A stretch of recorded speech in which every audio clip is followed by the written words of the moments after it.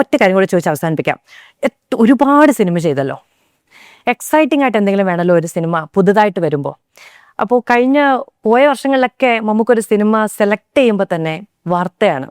നമുക്കത് സെലക്ട് ചെയ്യണമെങ്കിൽ അതിലൊരു കാര്യമുണ്ടാകും. കൂടുതൽ എന്തെങ്കിലും ചെയ്യാൻ ഒരു മനുഷ്യന് ആഗ്രഹം വേണമെങ്കിൽ ഇതുവരെ ചെയ്തിട്ടില്ലാത്ത എന്തെങ്കിലും ഒന്ന് ആയിരിക്കണം. അന്ന് ബ്രഹ്മയുഗം വന്നപ്പോൾ അങ്ങനെയായിരുന്നു, പേരൻപ് വന്നപ്പോൾ അങ്ങനെയായിരുന്നു. സിനിമയൊക്കെ ഭയങ്കരമായിട്ട് ഹോണ്ട് ചെയ്ത ചിത്രങ്ങളാണ്, വളരെ വ്യക്തിപരമായി പോലും. എന്താ കുറച്ചും കൂടെ എക്സൈറ്റ് ചെയ്യിക്കുന്ന ഒരു ഘടകം സിനിമയെക്കുറിച്ച് ഇനിയുള്ളത്? ഇനിയും കിടക്കല്ലേ ഇഷ്ടം പോലെ.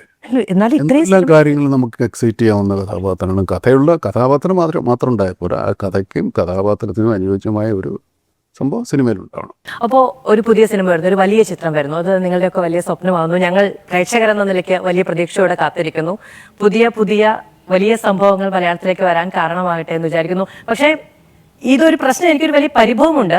എനിക്കൊരു വക്ക് ചോദിക്കാൻ പറ്റില്ല. മമ്മൂട്ടി, മോഹൻലാലും, ഫഹദ് ഫാസിലും ചാക്കോച്ചനും എല്ലാവരും കൂടി ഒരു സിനിമ ചെയ്യുന്നു എന്നതിനപ്പുറത്തെ സിനിമയുടെ പ്ലോട്ട് എന്താണെന്ന് അറിയില്ല. അതുകൊണ്ട് റിലീസ് കഴിഞ്ഞിട്ട് എനിക്ക് കുറച്ചുകൂടി ചോദിക്കാനുള്ളൊരു അവസരം തരണം. ഞങ്ങൾക്ക് കുറച്ചുകൂടെ പറയാനുള്ള അവസരവും തരണം. അപ്പൊ നമുക്ക് ഒരിക്കൽ കൂടി കാണാം. അപ്പോ മെയ് 1-ാം തീയതി ഞങ്ങളുടെ ചെറിയ സംരംഭത്തെ വലുതാക്കാൻ വേണ്ടി നിങ്ങളെ